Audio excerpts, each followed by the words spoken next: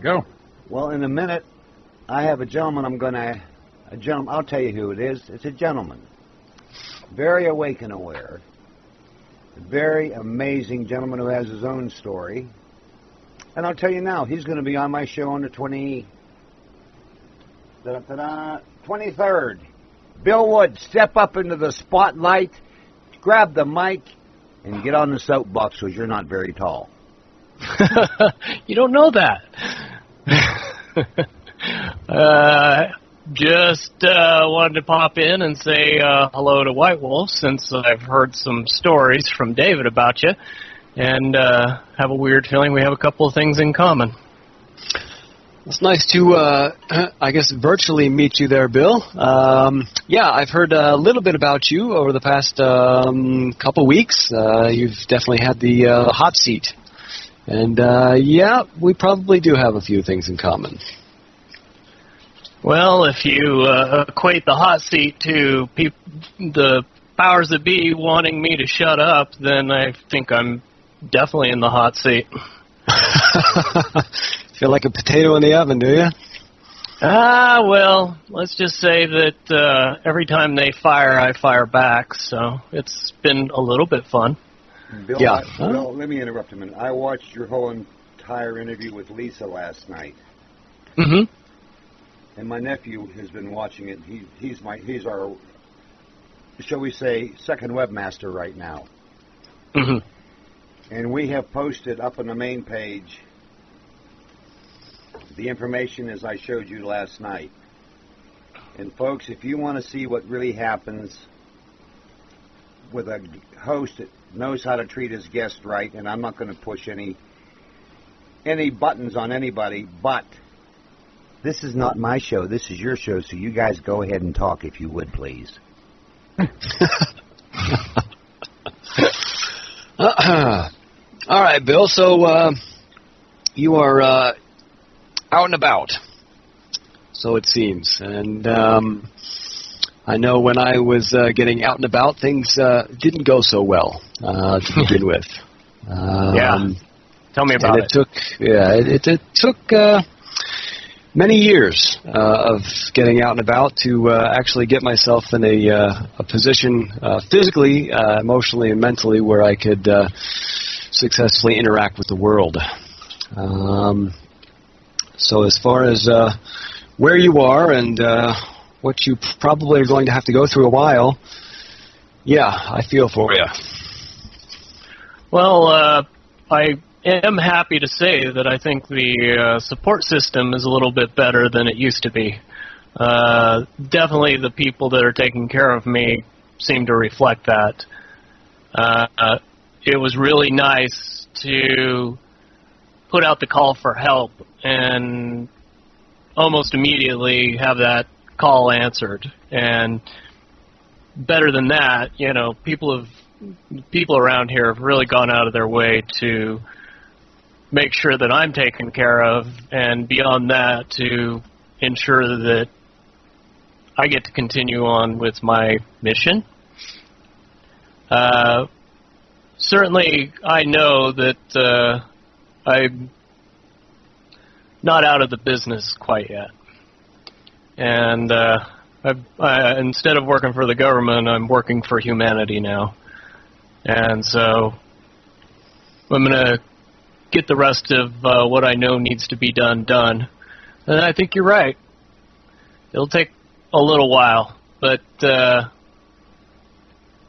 Lord knows I'm dumping rocket fuel on this spark right now, and if you have any doubt about that, go to the main page of wolfspiritradio.com and check out my articles and see if I'm not busting open a couple of bottles and letting some genies out that will never, ever get back in their bottles. And I have to say at this minute, when you take a look at the shootout at the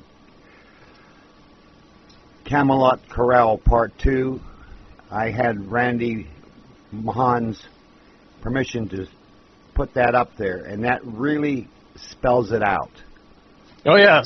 Pay particular attention to the comments section at the end where somebody basically calls it out, and they called it out before I wrote my last article, so good on the people that are paying attention to what's being put out by people like Randy, who analyzes all the information and then give an opinion that reflects reality and not disinformation. So I do want to thank Randy for that.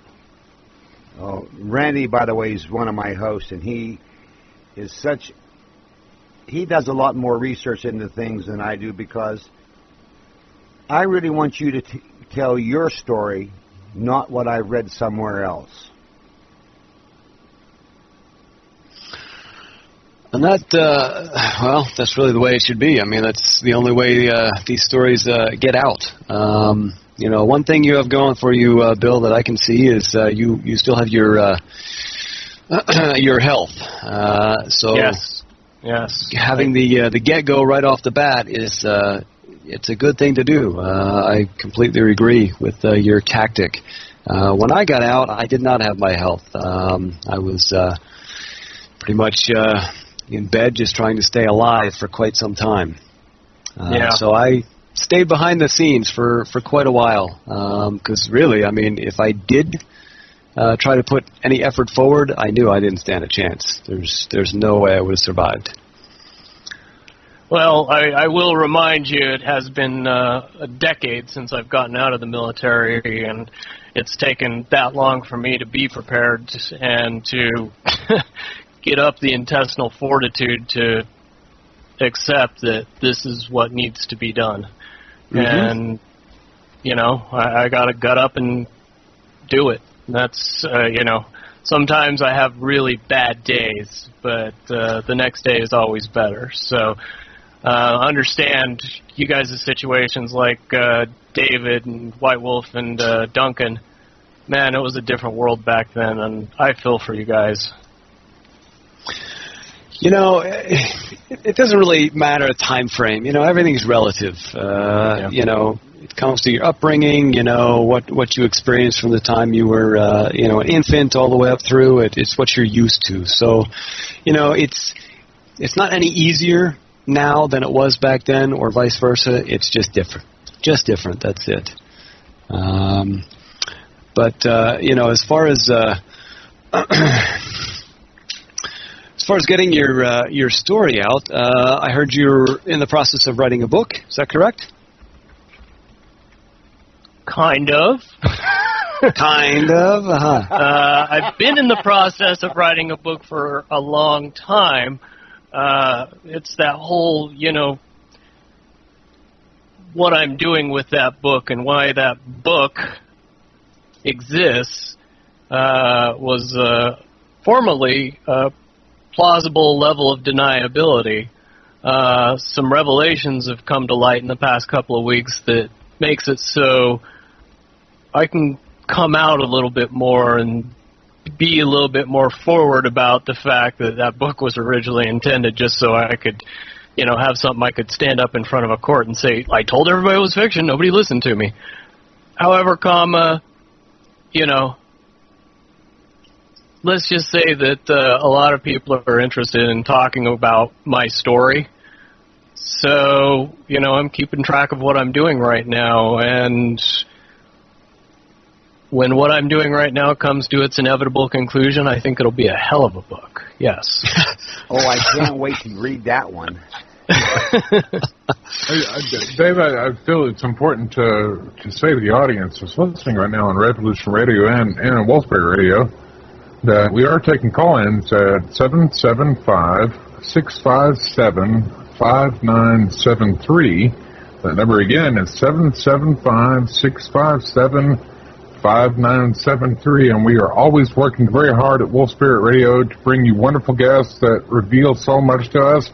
It's a very special dish that we marinate in a very special sauce, cook it up really nice, and serve it to you. And just like lesbian porno, you never know when it's done. Oh, yes. If you folks want to make a call, call in 1-775-657-5973. And when you call in, give us your first name only and where you're calling from. That's the only rule I have on that. But try to be polite. like I am. And if you guys haven't figured it out yet, I am the comic side relief, so. I figured that out before, Thomas. Yeah. Yes, you did. And if you get nasty, we'll play the Bohica answering machine for you. That's right. Or you'll just let me respond either way. It is good to hear you, gentlemen, because I have such a sense of camaraderie with you two gentlemen, and with Thomas too. That Ditto.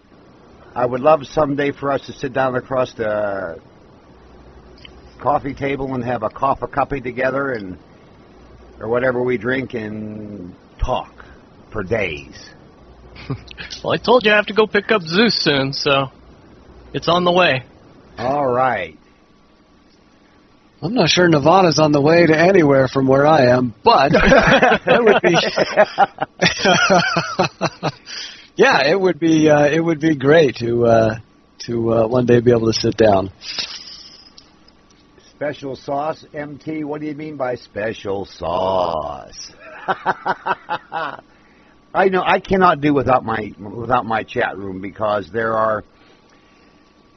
I tried to monitor 2 chat rooms, and between that and trying to monitor the stream going out and track what my guests are saying, which I forget to do half the time, as you well know. They keep me on track, so does Thomas. And again, the call-in number is 775-657-5973. Don't be afraid to call in. I'm not going to charge you for it. Honest. Can we continue, gentlemen? Absolutely. Well, if you were talking about your waking up period, Bill, when did you start to wake up? Oh, it was beginning of '08 when I received undeniable evidence that the extraordinary inside me still existed, and when the higher skills started to leak out again, and basically I got my ability to read people back in a very hodgepodge way. That I was very connected with one individual. If you read my articles, her name's Holly, and found the ability that we could read each other almost perfectly at that time. And plus, I started getting involved in a very weird world at the same time. And I don't know, I think that's kind of what started wrecking my programming. After that, when things started falling apart, that was kind of an ugly time, because I was really working without a net, knowing that some of this information that was coming into my mind wasn't fake. It was actually something that happened in my life, and it wasn't a comfortable feeling.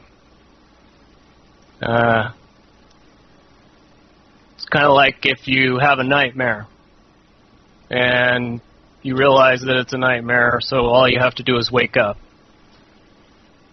Then you realize you can't wake up. Boy, do I understand that one. It's that kind of scary feeling. And when nobody would believe you and you can't talk about it, it's horrible.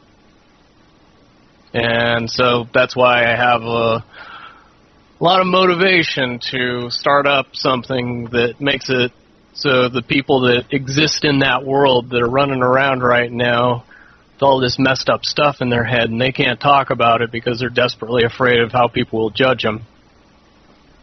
I think it'd be nice to give those people a place to come out and be able to talk without judgment, and seems to be that fate is providing me the resources to make that happen, so we're going to see what we can splice together in the very near future to execute that goal. Well, if either one of you would like to have your own show on Wolf Spirit Radio, I would be more than happy to produce for you.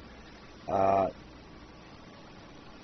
I prefer to use like a 7 to 9 p.m. Pacific time slot, because that's when most people are off and we seem to get our biggest number of listeners. Mm-hmm.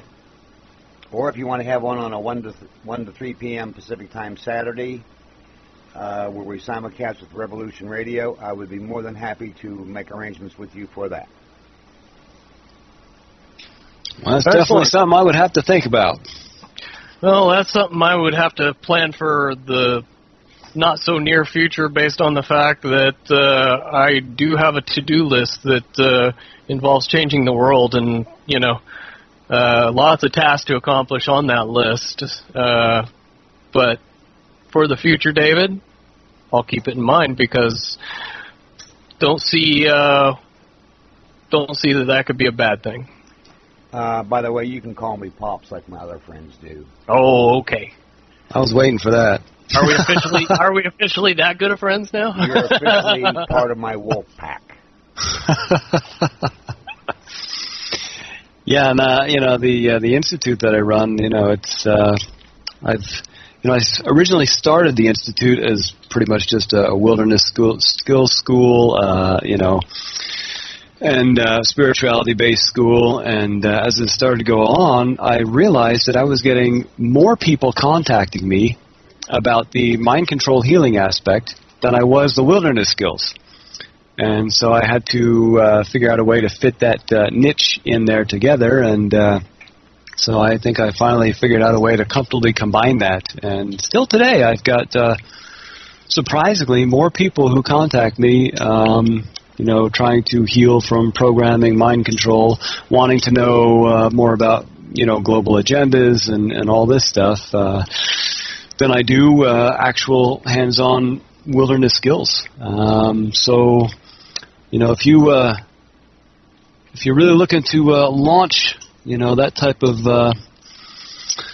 avenue, I think you're going to have a pretty big influx of interest.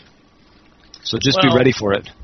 Yeah, and also finding out that there's a lot of people out there doing exactly what you say, finding out that there's a lot of interest in, healing from mind control. I mean, the fact is that every American is desperately in need of healing from mind control. I think I just demonstrate that in my latest article, that we're so used to being deceived into a version of not reality that when you have to contemplate real things, it is tough. Then you take that up, 12 levels for the average guy who, found himself joining the military, and all of a sudden he's getting thrown into an environment that is undeniably black.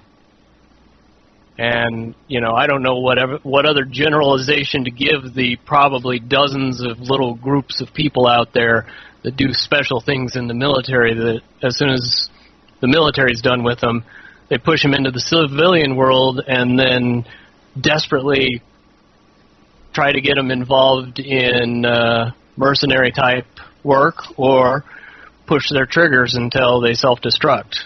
But I think the suicide rate of the average Iraqi war or Iraq war or Afghanistan war returning to America, when you find out how many people are just giving up because they can't take it, it scares me.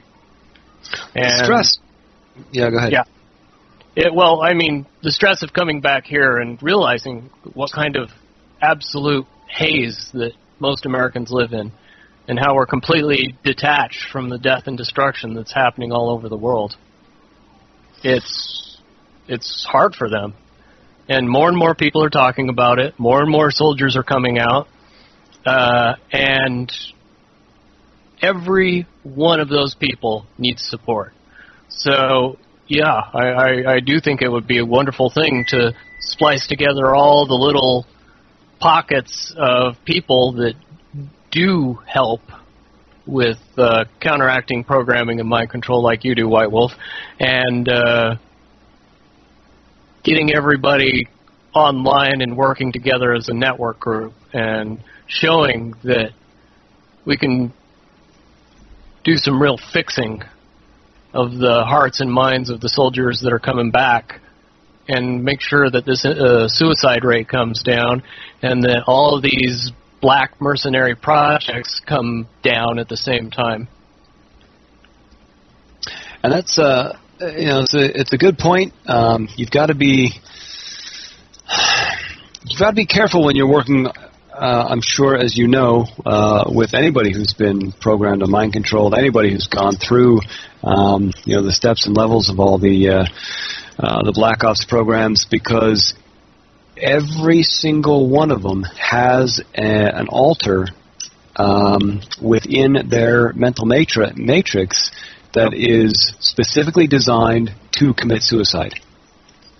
And the triggers are laced in every single alter within that mental matrix. So it's not just one sitting there. It's an interlaced system. And so while they're starting to come out of it, they're in a daze, they're confused. The beginning, that's the most dangerous time for anybody coming out of these ranks, because not only is it laced in the mind, but the microchip implants that all Black Ops people have, there's different kinds, depending on when you got them, depending on what decade it was, but some of them, they literally have kill switches which shut down the nervous system. And other ones are actually, it's a 3-layer implant, so that you have the implant. The implant itself is surrounded by poison, and then around that is a synthetic skin. And the synthetic skin holds together its integrity so long as the implant continues to work. If the implant fails because it was tampered with, then the outer skin begins to lose its integrity and the poison seeps into the system. So there's so many different angles when you're working with these people, that's just one reason I try to bring people into the wilderness area to do this work. I remove them from technological triggers, technological frequencies and whatnot. Yes, it exists in the atmosphere no matter where you are, but I remove what is familiar and I get them into something primitive, something that's hands-on, something that they can actually dig their fingers into, because it really helps to ground people when they're going through these phases. And I agree with you, White Wolf, 100%. As a matter of fact, you use the term "in the wilderness." That's exactly where I'm doing my healing right now. Very much there's in the been middle a question asked in the pardon me for interrupting you, Bill, but there's been a very important question asked in the chat room, I think, and that's from Mr. T. This question's for all those involved in the Mark Ultra project. Has it been worth it to recover all of those memories? Well, if I recovered all of them, I could say no, probably, but so far for me it has been extremely worth what I personally had to pay for it. What about you two gentlemen? If I didn't remember everything I did, there's no way I would be able to sit here today as and who I am. So these memories have helped solidify who I am and the path I am to walk in this life. So is it worth getting them back? Yes. Is it a struggle? Is it painful? You bet. Oh. Every moment. But I like without your that understatement. Yeah, I mean, without that, where would you be? I mean, if you didn't remember the truth, if you didn't remember who you are and what you're supposed to be doing, then you may as well remain locked in that mind control state, which is not living at all. How about you, WW? That was WW. Oh, I'm sorry. How about you, Bill? Well, I will point out that in 1 minute, the folks listening through Revolution Radio, they're going to cut the stream because we're only on for this 2-hour period on Saturdays. If you want to continue listening, please go to www.wolfspiritradio.com. Go to Listen Chat. And again, the call-in number is 1-775-657-5973, and I got a feeling we're going to go longer than 2 hours today, and that's quite all right with me, if it's all right with you gentlemen. Yeah, that's fine with me. Yeah, that's fine. What were you saying, Bill? First of all, I will qualify the fact that I don't fall into the Mark Ultra Project. That much I know. Something somewhere along changed everything, and I have my opinions, but the things that you guys have been through are so far out of what I had done to me, that it's hard for me to understand how you could endure a lifetime of that level of abuse.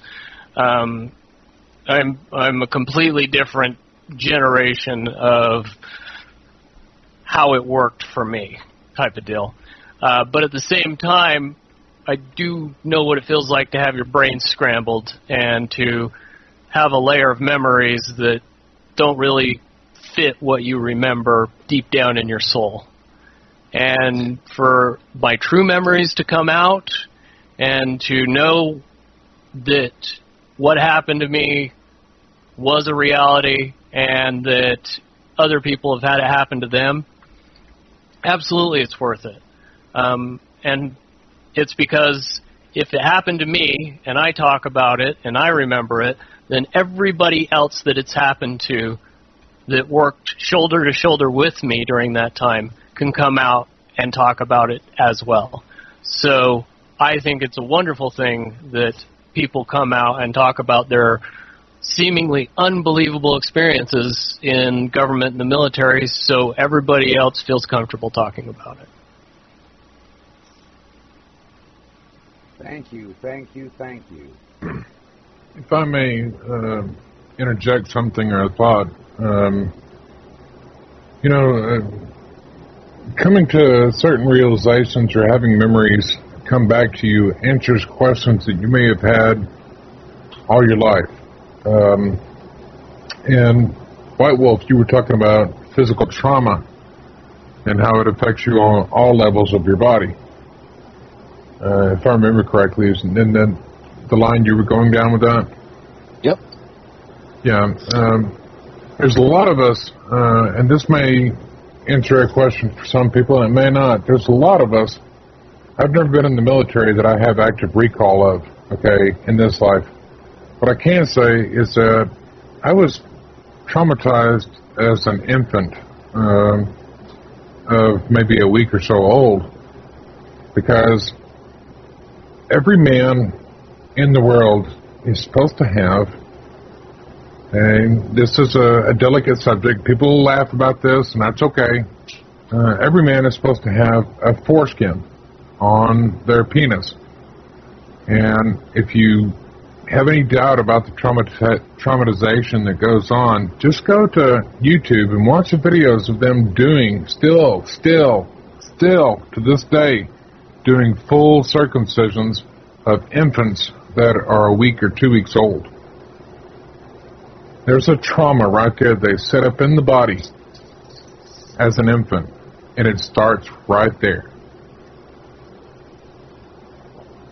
So, coming from a non-military, just everyday person point of view, they traumatize everyone somewhere or another from the time you're out of the body, out of your mother's body. It's true, and most trauma today comes from technological influences. Technological influences, meaning satellite, cell towers. The entire frequency web that surrounds this Earth right now is huge, and the level of trauma that it induces, that it lays upon the human as well as the entire animal kingdom, including the fish in the ocean, the smallest insects, the plants, all of it is dramatically affected by this trauma. So everybody is affected by it globally, without exception. You cannot hide from it.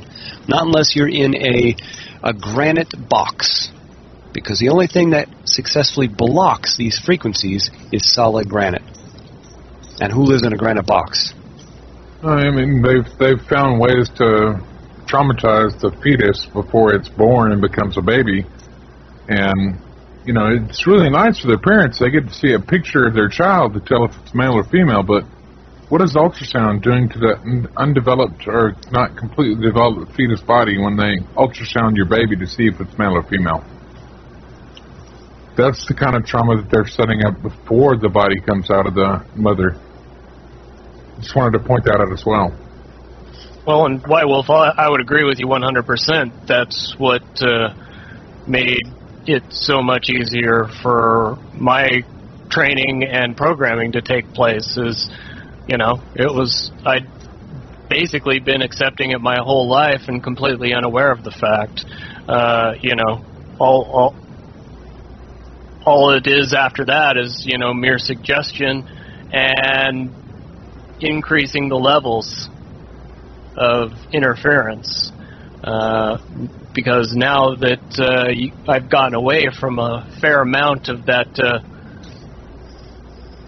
interference and detached from the electronic world that most people live in, it's a lot easier to understand what the difference is when you get away from that for a long period of time and you get out in an area where there isn't a lot of communications, satellites bombarding you. You know, just the EM waves off of power lines are killer. So it's one of those things that I think most people, if they took some time to think about it, would be absolutely shocked about what their bodies absorb from the first day they're born. You're correct. As a matter of fact, when I was in Colorado, and I was going through a lot of awareness at the time. I had already been aware of what I was doing for the government for a number of years, so I had to continue the mission work with full conscious awareness and memory of what I was doing for at least 2 years. Which was a brutal time in my life. But I found a cave in Colorado, and it was a small section, wasn't a big cave, and it was solid granite. And I found that when I went in there, I could organize things in my mind, I could organize my thoughts, I felt relaxed. It felt like I was removed from I guess an electrical switchboard, you know, and it was amazing. But for people to find these places today is extremely difficult. You know, you can be in the middle of the wilderness. I have people that contact me and say, I can't take it anymore. I want you to train me how to escape society and live in the wilderness, and I'll be fine. And I say, no, you won't be fine, because first of all, it's in your mind pattern that you're running. So you'll never be at peace. Second of all, you know, you're giving up, all right? You're not standing your ground. You're not doing your work. You're trying to escape. And there is no escape because this electronic web is many layers deep around the world, even to the very depths of the ocean. And not only that, most people don't realize that what kills people most in a wilderness survival situation is not the elements, is not their mind panicking. Those definitely come in number 1 and 2. But what's at the very top of the list that supports those others is the detox they go through. From the lack of common food intake, their body starts to dump the toxins. And that floods the bloodstream and shuts down the kidneys. Most people in a long-term wilderness situation, survival situation, die from kidney failure because of all the garbage that they consume energetically and physically throughout the scope of their life. Yep. I just want to say to you two gentlemen today, you're bringing forth information that I personally don't think any other host would allow. I'm not trying to steer your conversation. I never will. And Bill, I am so glad you could join us today in White Wolf. I'm not trying to end the show, by the way. I just want to let you guys know that I really appreciate you coming forth on my program today, because I'm going to have you two back time and time again, I have a feeling. Well, that'd be great. You know, I did have a question for you, Bill. Yeah.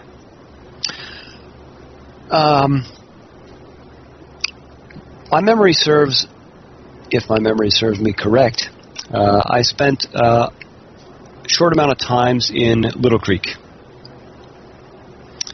And I was wondering if you guys stationed at those locations had awareness of people like me coming through.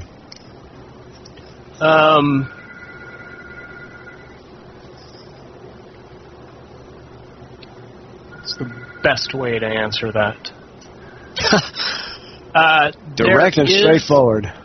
Well, there's a connection that is easy to pick up on when you sense that people have been through the same emotional programming that you've been through. You have to imagine when you reach out and connect, you can't accept all the connections that exist. It's completely overwhelming. It's like standing in a stadium full of people and having everybody try to talk to you all at once. Mm-hmm. But at the same time, those people don't realize that they can talk to each other. So it's a bunch of noisy gibberish.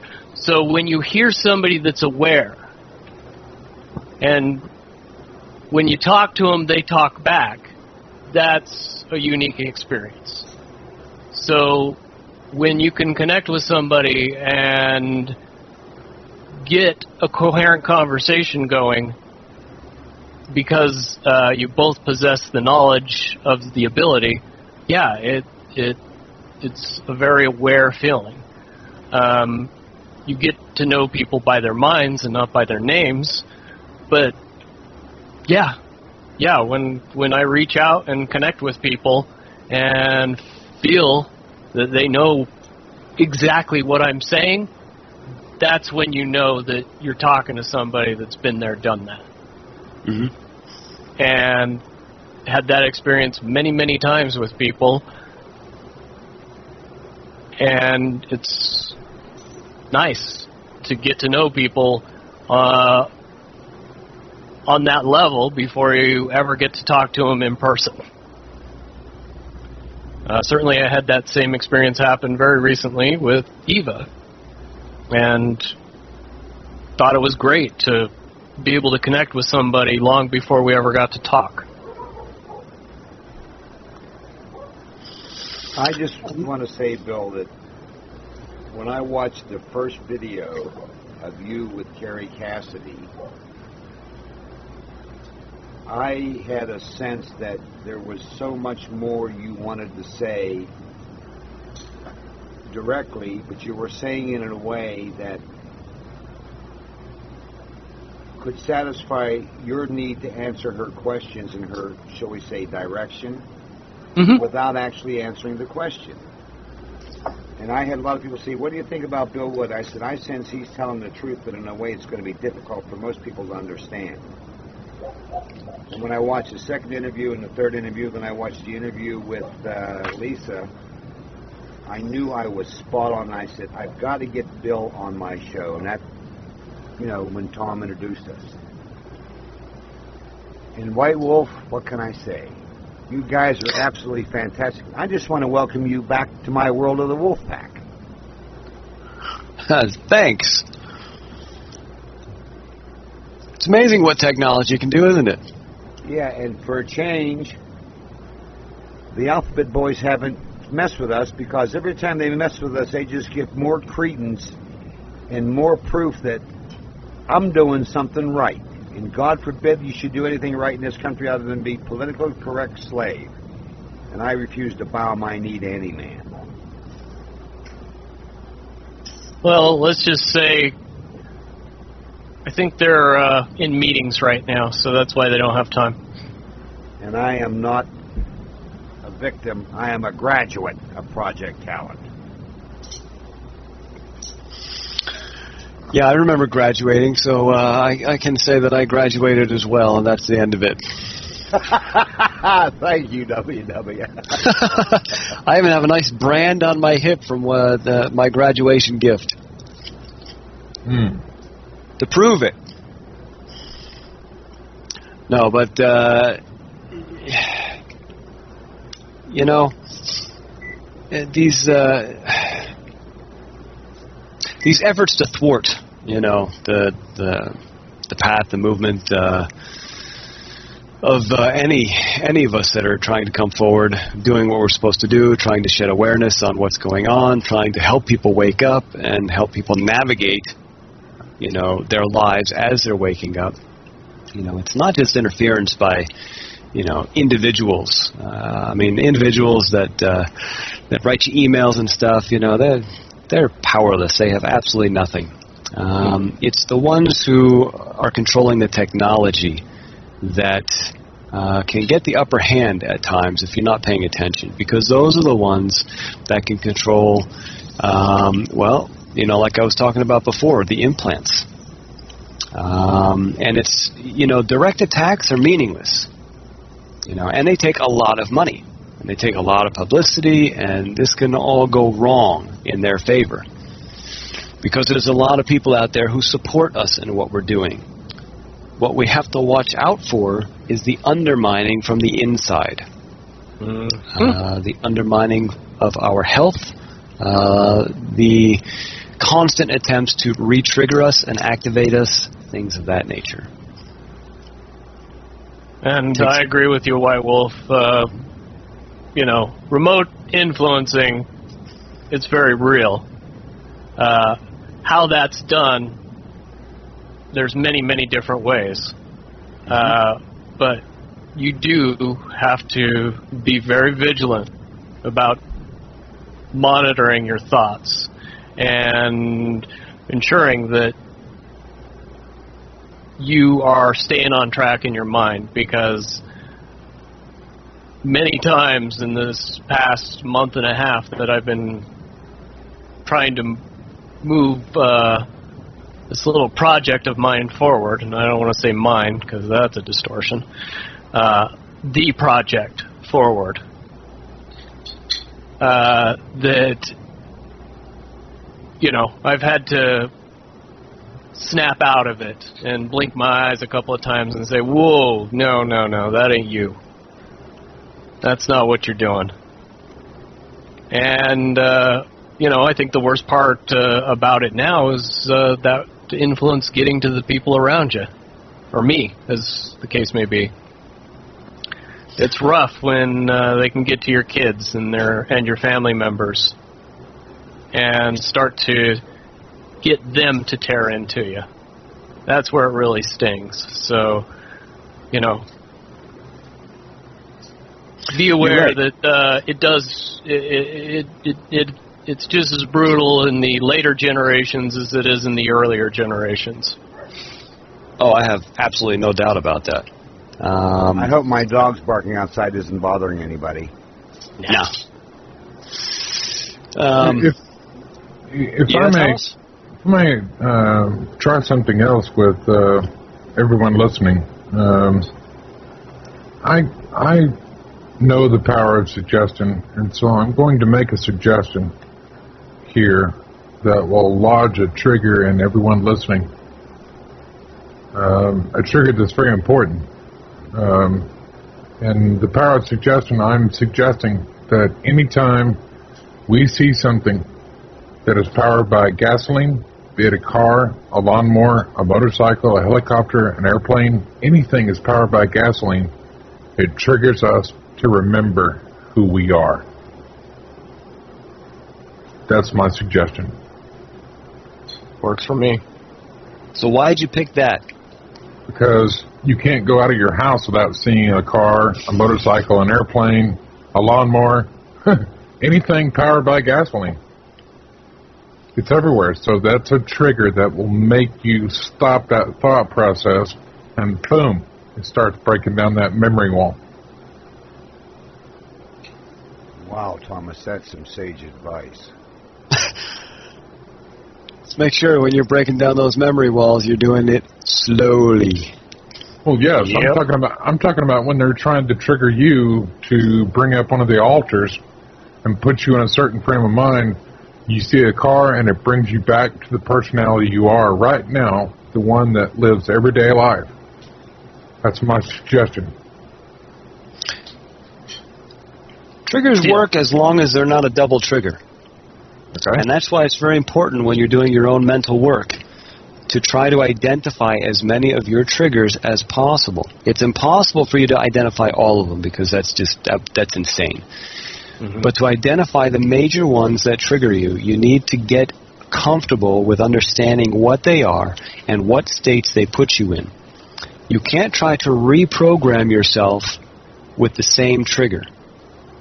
You have to work to disconnect the old triggers by centering, grounding, paying attention to who you are, getting yourself focused in the now, balancing your brain. But you've got to make sure that when you're working with triggers that you're not overlapping triggers, because that is going to get real messy. Yes. Yep. Now, my suggestion is that it raised a big flag with a question mark on it. Whenever they try to trigger you, you see a gas-powered vehicle of some kind, something powered by gasoline, and it raises that flag with a question mark. And you start really analyzing or looking at what you're doing. Well, I'll tell you, Thomas, when I see things of that nature that you just pointed out, it was in my triggering to make a mental note of plate numbers, models, makes, years, colors, where it was, which direction it was going, blah, blah, blah, blah, blah. So, for somebody to say, well, I'm going to take all of these things and I'm going to, use that to remind me, you first have to work through the long, tedious process of deprogramming yourself from acting upon that original trigger. Okay. Point taken. Yep. I agree with White Wolf. I have to do the exact same thing. I have to sit down and take a mental inventory and purge a lot of useless information that it's like being a hoarder of information and going back and remember all the cars that passed you, so just in case you see them again, you can remember and know that you've seen that car or that license plate or that make and model more than once, and you need to pay attention. That's the kind of stuff that I catch myself having to kind of let go of all the time because it does build up. And do you know what organ that weakens the most in the body? No. Do tell. The kidneys. Oh. It tolls the kidney energies worse than anything. Yeah. That I would buy. I've been spending a lot of time with alternative healing up here and an herbalist, and she's been really giving me a lot of crap about how bad I've let myself get. Commend her for it. And I says, well, I've been in the trenches for a while, so it does make sense. I have a question maybe you could answer, WW. What's that? I was merely in the summer school part of Project Talent because of the special training that I got, which was team leader and how to make decisions in one thing and another. But when I was a kid, I had horrible problems with the disease called chronic pyelonephritis of the kidneys. And you have just opened yet another door that I have to investigate. I hope you're taking notes. Oh, I am. You've got a lot of doors you're going to investigate here. Yes, the kidneys are directly connected to brain function. Anybody who has weak kidney energy, lots of computer work, lots of detailed thinking will further weaken the kidney energy. So I know if people come to me, they complain of weak kidney energy, I tell them, well, if you have to do computer work, limit it to morning hours when the kidneys are the strongest, because once you get into the afternoon and the energy shifts in the body, the kidneys become weaker, okay? In the late afternoon, that was when you're working on DMOC, that was a very strong attack point time for the kidney meridian. All right, if you wanted to do damage to the kidneys, the best time to do it was in the late afternoon periods, in the early evening. And so by focusing all your heavy thought processes in the morning and then saving the afternoon for more relaxing, calming, meditative activities is one of the best ways to help save your kidney energy. But all the stuff I've learned from healing, yes, a big part of it I was taught when I was young, but I have been forced, since I was poisoned in 2005, to bring myself back. And I have worked with many different alternative healers who have taught me an amazing amount of information. And I have, through the deprogramming process, I have been training myself to stop wasting areas of the brain, logging in every detail of useless information at this point in time, and reprogramming it with, information that is beneficial for where I am now. And healing has been a huge part of it. It's hard for me to actually sit down and fathom how much I have learned about the human body, the systems and functions of everything on a healing method just within the past 6 years. Because when I was in the training facility, we were taught the direct opposite. We were taught the energies of the body, the pressure points of the body, the cavities and meridians of the body for destruction purposes. But to learn the opposite side of it has been absolutely fascinating. And Bill, you had said you have to, be careful, when they start getting to family and friends and stuff.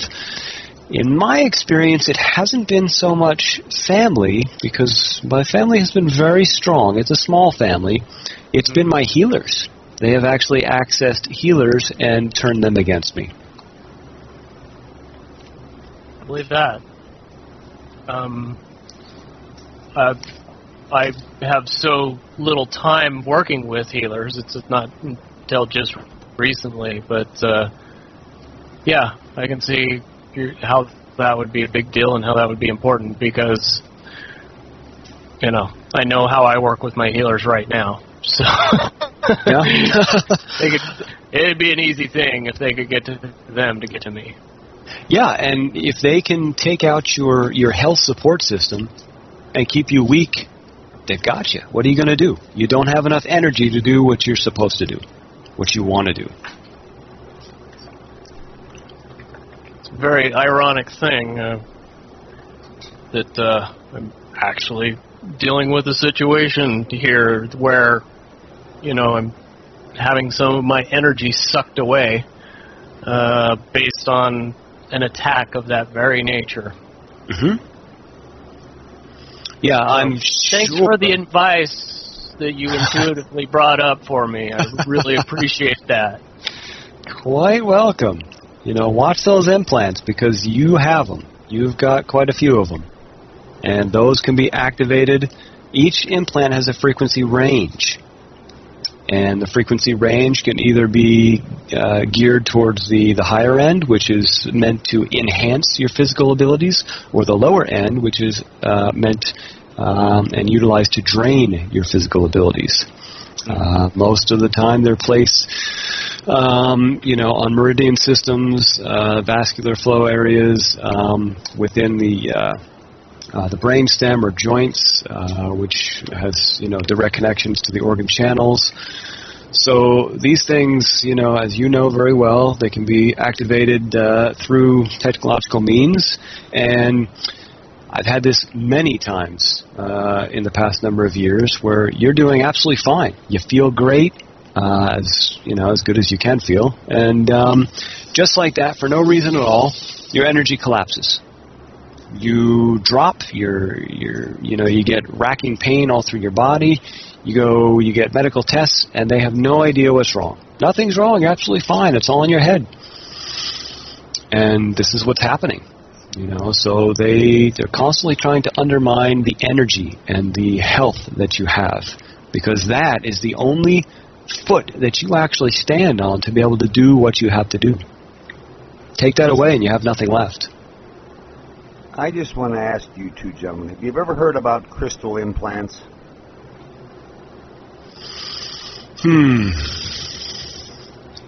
No.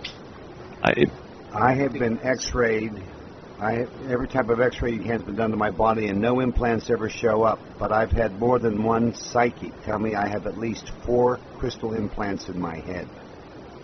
Okay, I've heard of glass ones. Well, what's the difference between glass and crystal? Yeah, really. They will not show up on MRIs, CAT scans, or whatever.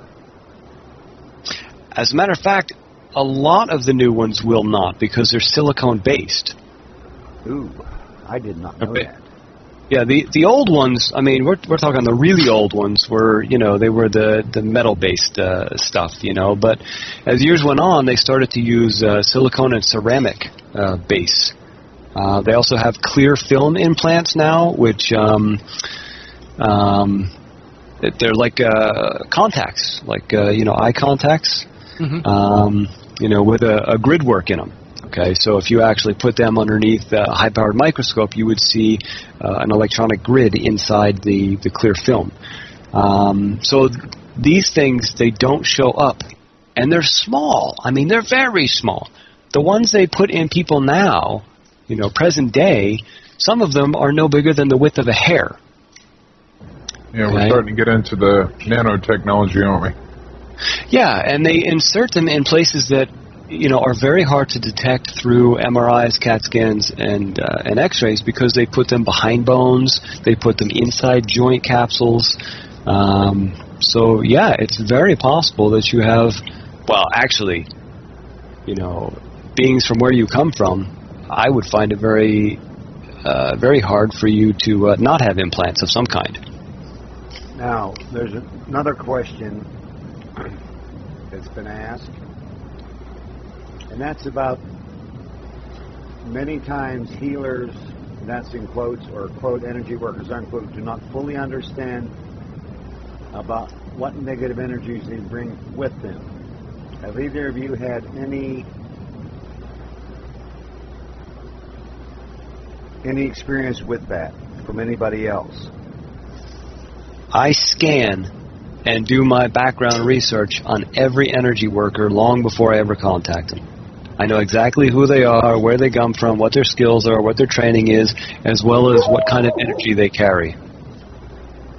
That was Buddy, my bodyguard. Mr. T just put an interesting comment in the chat room. She says, crystal stores memory. That's the difference between real crystal and glass. It's also electrically conducive. Wow. Thank you, Mr. T. Golly, I love doing these shows because I learned so much that I forgot. Well, let's just say that with all the work that I've done with lasers, crystal technology and knowledge about crystals it's the next frontier of technology. I could bore people to tears about talking about the different mineral combinations that go into making lasers and crystals that make laser energy, and shut people down in about 5 minutes just talking about the very basics of, ND-YAG and erbium-YAG and alexandrite and quartz and sapphire, and all of those crystals are different, and they have different characteristics, and they can do different things, and you can use them in many, many different ways. And we're just scratching the surface of that kind of technology with lasers. The fact that it's apparent that they store energy, that they change energy, it's pretty amazing.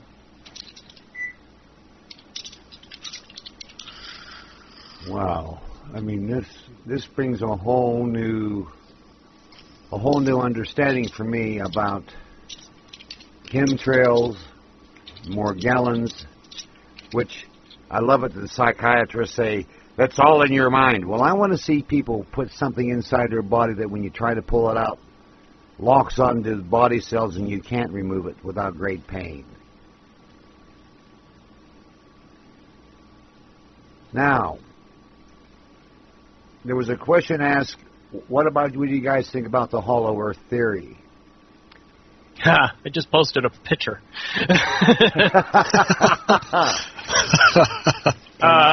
White Wolf, I agree with what you're saying, because this is the case for all spinning planets. It can be no other way. The force of the spin sucks the insides to the outsides. And that, again, is just, to me, more evidence of what Colonel Billy Fay Woodard says about the hollow earth and being from there. And that's why the North Pole, you cannot fly over it, and satellites are not allowed to photograph it. And why is all the world satellite owners who take photographs of, you know, a thing a foot long that you can see from 22,000 miles in space, why are they not taking photographs of the North Pole? Because there's a big hole up there that Admiral Byrd flew into in 1947, I believe. But that's a subject for another show. Would you guys agree? Yeah, that's a pretty big subject. we'd have to jump down to the South Pole as well, and I can talk specifically about why we sent the world's biggest laser drill that goes 7 to 12 miles a day down there to dig a big hole into the big hole. Oh, well, you know, they finally, there's a lake down there, I can't remember the name of it, it's probably Vostok, that has a 2¼ mile thick ice cap over it. They drilled down. They brought up 40 liters of water. But how did they know a couple of years ago that the water temperature is 27 degrees and never freezes? And why it has an oxygen-enriched atmosphere? And there's a magnetic anomaly down there that's, 45 miles long and 15 miles wide or some dadgum thing. That the first show I did with Kevin Smith on his show, kevinsmithshows.com, that he got me to question, how did they know that and what aren't they saying? They make a statement and then they offer no proof. You know, it's like us trying to prove a lot of things from, quote, public records. We can't. It can't be done. And Duncan O'Finian's in 2009 made an interesting statement. That's why they're called black operations, lady. Well, yeah. I mean, you saw what happened to Michael Jacko. He stands up, says, hey, actually, I do remember that guy. What happens next? Wham, he gets crushed. You know, people come out of the woodwork to help his memory not remember me anymore. Well, Yes. that teaches a huge lesson to everybody else that has a story to tell about somebody or something that they're not supposed to know. Shut up. Don't talk about it. That's right. It's like back in the 90s when Phil Schneider was coming out telling everybody about the underground drilling that he was a part of as a geologist working for the government, and they took him out as well. I don't know if anybody remembers Phil Schneider or not, but you can put his name in YouTube and you'll find several conferences he did. Mm-hmm. And you can, I mean, it's just so blatant. You can see it right there in the video. He's missing his pinky finger and the one next to it on our pinky finger and thumb on one hand, his right hand. But when the autopsy was done on his body, the coroner put in the report that he had fingers numbering 10 on his hands. So who was he giving an autopsy to or doing a coronary report on? Wasn't Phil Snyder, because he only had 8 digits on his hands. Those little technicalities. Oh, yeah, I know. Yeah. I'm reading the chat, so I'm going to respond to the chat question. They're asking about what's going on in Antarctica. I'd say if you want to know what's going on in Antarctica, start investigating McMurdo Air Force Base. I think it's getting up there into the top 10 of biggest biggest Air Force bases in the world. In the South Pole, what do we got going on down there that we need one of the biggest Air Force bases in the world going? Couple that with all the very strange research projects that have popped up in the last 10 years, I'd say something's going on down there. That's official. And they have found that there are literally hundreds of lakes covered over with ice domes down in the Antarctic. Yep. And you have to go back to the end of World War II as well for Project Valkyrie 2, where a lot of the German scientists actually made their way to Antarctica. I mean, it's an amazing amount of technology that has taken place, has started and escalated between then and now. I mean, people think that we've only been down there working and doing this and that for the last 2 decades. It's been going on a lot longer than that. Yeah. The price tag's up in the hundreds of billions a year now, so between all the countries of the world. So I'm firmly convinced something big recently happened down there, and now everybody's in on it. Well, it's not penguin research. You touched on something interesting. You touched on something very interesting. I was co-hosting on These Changing last night, and interviewed was Dietrich, who worked for the Department of Defense. Now, his job was to collate and then destroy documentation that the DoD didn't want floating around. And so, that's a full-time job? Yes, it is. And so, some of the things that he came across, he obviously took notes before he destroyed it, but one of the things within the early 1950s, there were reports that came through the DoD from different scientific groups that showed the inner Earth and how that's where the Third Reich basically escaped to, along with South Pole.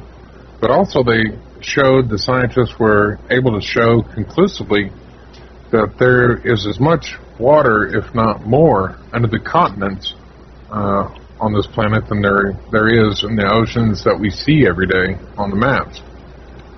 So that gives credence or validity to what you were saying, Dave, about how you're aware that if somebody wants to take a submarine from the west coast to the central center of the United States, it's very easy. I've been in some of the, not many, I've been in some of the tunnels that are mainly underneath Virginia and Maryland. Been in a couple of the offshore underwater bases that the Navy has. So as far as the tunnel systems go, I had a question emailed me earlier today. They said, well, why don't you touch on or talk about the tunnel systems a little bit? And again, it's a topic that's pretty vast, so I'm just going to briefly touch on it. The tunnel systems, they're not just based in the United States. There are tunnel systems that span the world. There are also tunnel systems that go underneath the ocean floor. The technology that we have today, the digging that continually goes on to deeper and deeper levels, because these tunnel systems are not just a single level. They are layer upon layer. And they're huge. They have tunnels that have waterways where you can get battleships that go into the tunnels, and they have tunnel systems that the ones that I were in, they were about 200 feet tall. And it was interesting because it wasn't a waterway. Okay, it was about 200 feet tall. The ground itself was like a type of a clay composite. It was a hard packed clay composite. Had catwalks on the side, and it was a dome. Okay, the whole tunnel itself was a dome. It had kind of a yellowish lighting to it. All right, it wasn't bright lights, it was more of a yellowish thing. It wasn't real clean and scientific looking. It was dingy and dark. We rode in vehicles, right? Jeeps and Hummers. So there's so many different tunnels for so many different purposes. To really cover it in this short little talk interview is really difficult. And they're for all different purposes. I mean, you have tunnel systems for escape routes. You have tunnel systems to store weapons. You have tunnel systems to bring you to underground bases where genetic testing, weapons experimentations, bioengineering, all this stuff takes place. You have tunnel systems that lead you to underground bases where off-world communications take place. I mean, you name it, it's down there. What you see on the surface is nothing compared to what we have underneath. I agree. And you guys, you're right. It's a fire hose of information, and you're just barely able to, help people take a drink out of it. Yeah. Yeah. You guys are boggling my feeble old mind today. I mean, this is just... Well, I just showed you the drill that drills 7 to 12 miles a day. Yeah. Imagine how many of those we have and how often they're operating. And you can just begin to imagine how many tunnels are actually in existence and how the crust of the Earth is now a Swiss cheese of these mechanical devices. Yeah. Yeah, and the bases that are under the ocean, they're actually in water. Okay, they're domed bases on the floor. And I didn't access these through water. I accessed these through underground tunnels that came up underneath the base. Yep. Right. So you leave the mainland and you travel through these tunnel systems. You're traveling underneath the ocean floor, so it's dry. You're in these tunnel systems, and then you come into the bases from underground. It's like something out of a movie. It's pretty incredible. All right. Speaking of tunnels, I have a question for you two. I've done some research on this, and I have found out that in the Andes Mountains, there are perfectly square tunnels that go from the top of the mountains down to the sea. Do either of you have any information about that? I do not. I've never heard about it, no. We can talk about that sometime, not on the air. But I just wondered about that. But there was a question that was posed in the chat room that maybe both of you can comment on. And they're saying that one of the people said that they have heard that there is a HARP station in the Antarctic. I've never heard about that. Have either one of you? There's HARP stations all over the globe, but as far as Antarctica, it's possible. I don't know of one personally. Yeah, and it takes a lot of wide open space to operate one of those things, either underground or above ground. Adding cold to it, I don't think, would make it any easier. All right. Have either one of you heard of a gentleman named Charles James Hall? No. No, it doesn't ring a bell. All right, because next month I'm going to have him on my show, and he's going to talk about when he was up at Area 51 as a range observer and his experiences with the extraterrestrials called the Tall Whites.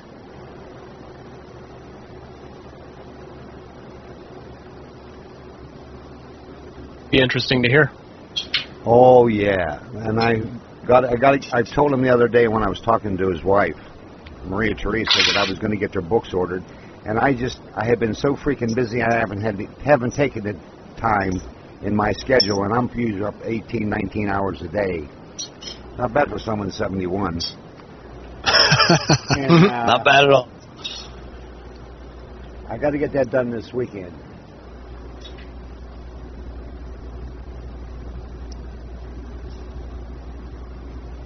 Interesting. I'd be looking for him to mention a word during that. That would tip me off pretty quick.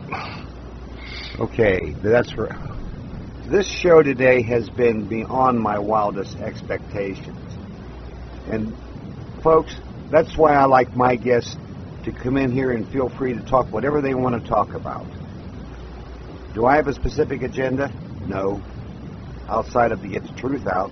Like I say, the truth depends upon where you stand with your knowledge and experience of that event, that life, whatever my guests are. Feel free to talk about. That's what the truth is, and if you don't like it, turn it off. Back to you, gentlemen. I am going to bid my adieus. Everybody heard the phone ring a little bit in the middle of our interview, and now I'm being called to answer that phone call, so I need to let everybody go. David, thank you for letting me come on Pops, for the last please, Bill. Pops, I keep forgetting. A new thing for me, you know. David sounds so bloody formal. Anyways, we'll catch up with you next week there, Bill. Yeah, and I just want to make a suggestion before you go. I'm sure you've done it already, but you and White Wolf may want to send a request to each other for friend request on Skype here so you can talk some more. Yeah, we can do that. Yeah, let me do that as Bill, I log it was off. a pleasure. What? I says let me do that as I log off.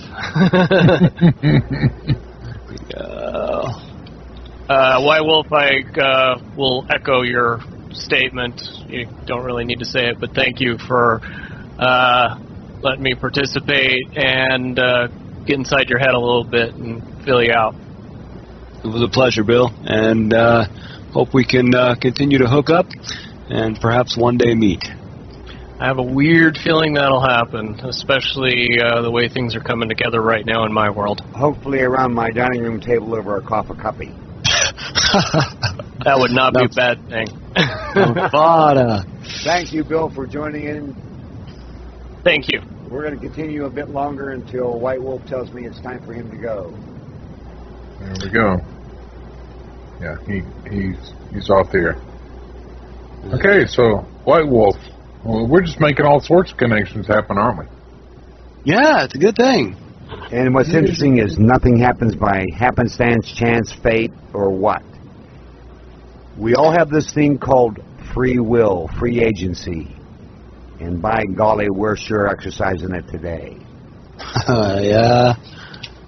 It's good to use it every day. I can give you gentlemen till 7 o'clock. That's 14 more minutes. Right. So, where do you want to go in the last 14 minutes or so? I would like to ask a question. I don't know if you can answer it or not, but can you talk to us about your handler in the CIA, and did she have to consume human blood for any reason? She was a sick, twisted, you know what. Oh yeah. Actually, still is. She's still alive. She is what's known as a shapeshifter. Not the shapeshifter that you hear about in Native American terminology. Shapeshifter in the off-world reptilian terminology. In other words, she's what some people term a blue blood. If you want to know about blue bloods, you can look up Stuart Swerdlow's information. He does an exceptional job explaining in great detail what exactly that whole genetic scenario and mix-up is. But anyway, she is a shapeshifter. She has some serious reptilian genetics. As far as your question, does she have to consume human DNA is really what it comes down to, which is where pigs came from, as a matter of fact. They always say that pig is more closely related to the human flesh than any other creature, and the reason is because pigs have human DNA. And supposedly, stories tell that the pig was actually created so that these reptilians could consume the human DNA on a wider scale and easier method than actually harvesting humans. But anyway, that's a whole other stew pot. But she was indeed my handler, and she claimed me during childhood. I was actually assigned to her when I was born because of ritual aspects that took place before I was born, while I was still inside my mother's womb. And this is actually all going to be laid out in my book, my sequel to Shadow Scorpion, which I'm in the process of writing right now. I don't know when it's going to be done, but it's called Tracking Demons. And it is about my healing process out of mind control. But it also goes all the way back to when I was first conceived into this life and how it started there. And it goes into great detail how this happens. And Lilith is her name in the book, my handler. And she has a pretty big part in there. Explains a lot about the connection. Also, why I gave her that name in my book. Because the name, her real name is far too nice for what she is. You are so polite. I try to be. I really do. Doesn't always work. But I'm grateful for the information that you have put out so far today, and what Bill has added in the conversation between you two was absolutely marvelous. It was a real pleasure to finally meet him. It's only been a couple of weeks that I've even been aware of him, so things happened quite rapidly, it seems. Mr. T put an interesting comment in the chat room. Blood is like a chemical cocktail in alchemical terms. And she's right. You're right. Blood is an amazing thing. I was in far more rituals than I care to remember during my time with the government, and there was a lot of those rituals were blood rituals. There was a lot of bloodletting, there was a lot of blood sacrifice, and the consumption of the blood was a regular part of that. That I could expand on that hugely, but again, it would take a lot more time than we have here to wrap things up.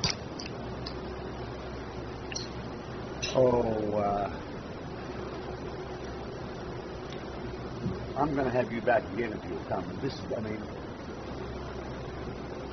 is just too fascinating to let it go. There's always tomorrow. Sure, I would be. I'd be definitely willing to come back. We can definitely find something that schedules in and works for both of us, and I'm sure we can figure something out. I just want to say that I've already been down this way with you to a certain degree, so none of it surprises me, but you are definitely taking the lid off the rabbit hole for people to fall down, because there are probably some people who have gone down so deep they don't even know which way is up, down, left, or right, or sideways anymore. True. My book was written, and my second book will also, and is also being written, with the integrity of truth. I don't write fiction I wrote this down to get the reality of it out there. But on my website where I sell the book, I don't have it on Amazon, but I mean the book's for sale on Amazon, but I don't have the warning on Amazon. I might try to put that on there. But I have a whole warning on the page that I sell the book, because a lot of what I talk about is extremely triggering for people. And people have to be careful when they're starting to look down the rabbit hole, take that cover off, when they're starting to delve into the reality of what's going on, the illusions, the perceptions of people's perceived reality. I mean, just their whole perspective on what exactly they're looking at and why they're looking at the angles they are. It can be very triggering. It can throw people into altars. It can throw people into panic attacks. It can throw people into all kinds of nasty stuff. So you've got to be very careful when you're looking at these things. You've got to take it slow. You've got to make sure that you've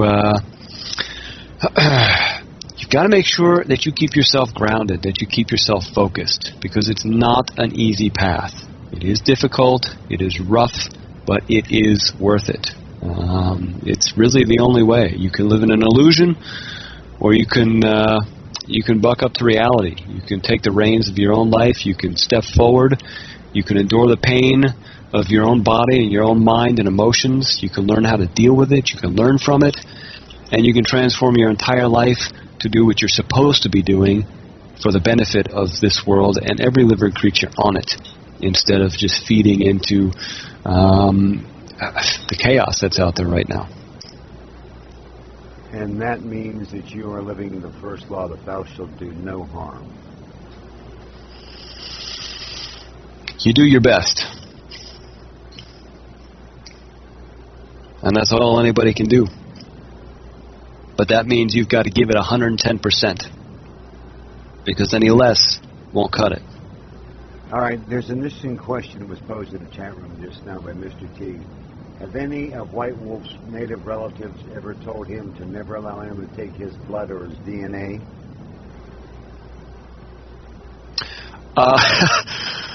Unfortunately, too late. The government has everything they want from me. They have my DNA. Two of us. Yeah, they have, they have DNA, fluid samples. They have everything they need, completely logged in. I've got chips in me. They can locate me anywhere, anytime, and they do so. They know exactly where I am at every given moment. There is nowhere on this earth that I could go to and disappear.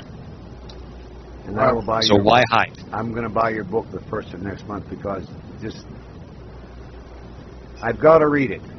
It's becoming a compulsion with me. I just want to say, share some things from my people, the what everybody knows, the Cherokee and the Salagi.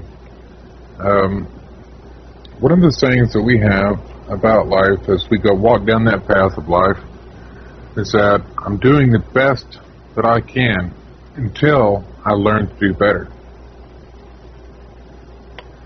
I'm doing the best I can until I learn to do better. And that's all anyone can ever ask of you. So just make sure you have that in your mind or your heart when you're talking about yourself. I'm doing the best I can until I learn how to do better. The other thing is personal evolution. Right. And the other thing is, a saying for my people is, just because it's good for one person doesn't mean it's good for everyone. And if it's not good for everyone, it's not good at all. So just some thoughts to run through people's heads and really understand that it might be really good for you, but if it's not good for anybody else, it doesn't mean it's really all that good. So look at it and ask questions and think about it. And maybe I'm just rambling at this point, but that's what the comic sidekick does, right, Dave? Exactly. But I have an interesting question that was posted by Saran in the chat room. Are there any Native Americans still living completely in the wild? In South America, we know that there are. There's plenty up here, too. Yeah, there are, definitely, without a doubt. If you know the right people that actually live on the reservations or have close contacts on the reservation, and you know them well enough and they're willing to talk to you, because being tight-lipped is a standard practice when you deal with reservations, but at ceremony times, some of the reservations have those Indians that still live the old ways. They come to the reservation and do ceremony with them. I wouldn't doubt it. Not at all. Yeah. Well, I mean, I know plenty of Indians in Oklahoma, and there's a buffet of reservations in Oklahoma. So, yeah, they have people that walk out of the woods for reservation time.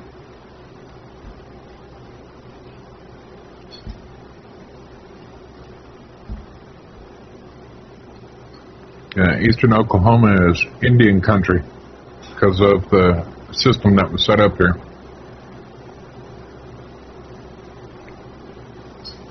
Well, even central, because the Delaware Cherokee Reservation, that's the headquarters for that is right there in central Oklahoma, isn't it? That would be I think so. But there's also a reservation in North Carolina for the Cherokee. Yeah, well, yeah, you're right. There's more than one, but the joint reservation with Delaware and Cherokee. Mm-hmm. That's the headquarters for the United Nations of Turtle Island, isn't it, Thomas? Yeah, Chief Swift Arrow has set up his headquarters that he operates out of in Tennessee, which is also a Cherokee word. Tennessee is a Cherokee word. So that used to be, most of Tennessee to be the land when the Indians came here as well. Basically, the Cherokee land was the northern border of Georgia, all the way over to Tennessee and Kentucky, and all the way up north to right near the border of Delaware is how much land encompassed the Cherokee Nation. Yeah, I always found it interesting that the two tribes from the eastern part of the states that had such a large land capacity and tribal capacity share the same reservation in Oklahoma today. Yeah, they do. There's a whole lot of things that went on with Indians that nobody knows about, but people are going to learn about it because the history is being kept by the people who were quote-unquote conquered, and all we're seeing is the history that was written by the victors. Wow. Once again, you guys have brought out information I forgot I knew. Well, that's part of the life that we're living right now, is remembering, not learning it brand new, but remembering what we already know. Would you agree with that, White Wolf? Yes, I certainly would. Everything we need to know, we have access to. We just have to remember how to get there, how to gain that access, how to open ourselves to it, and remove the illusionary limitations of our mind.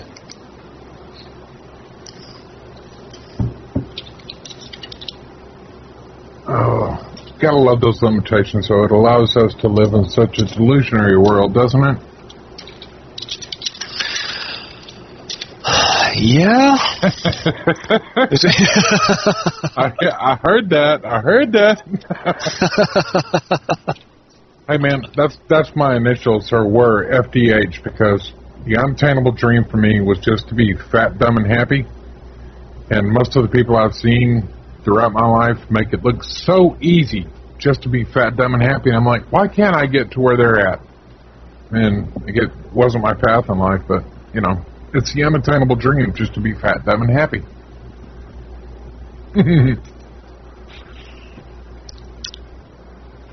I really don't know if that's a dream I want anymore.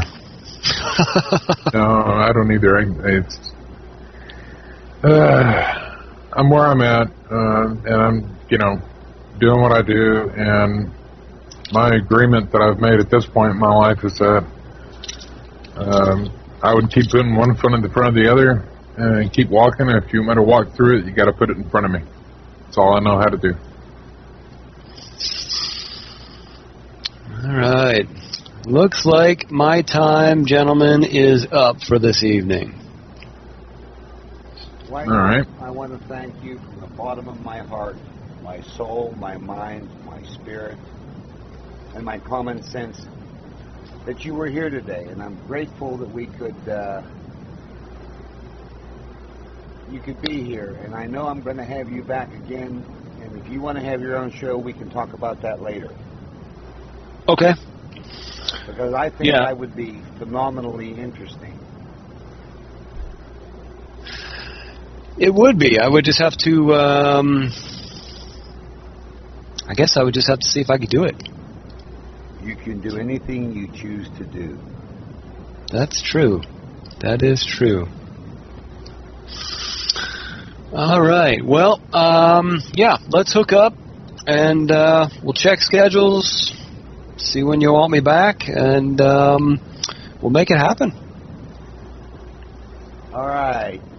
Now, who am I going to have next week on my show? Well, let's see. The 21st, I'm having Alta and Chad, their abductees. And then Thursday, I'm having Bill Woods. And Saturday, I'm having Douglas Dietrich. And he's got information that's going to blow your mind, even more so than the last 4-hour show we did. And I want to thank you so much for being here, White Wolf, and of course, thank you, Thomas. Thanks for having me. It was fun. And until next time, folks, my light, my love, and my blessings. And I'm going to play my favorite outro song called To Tell the Truth, because that's what we do here. And if you don't like it, don't listen.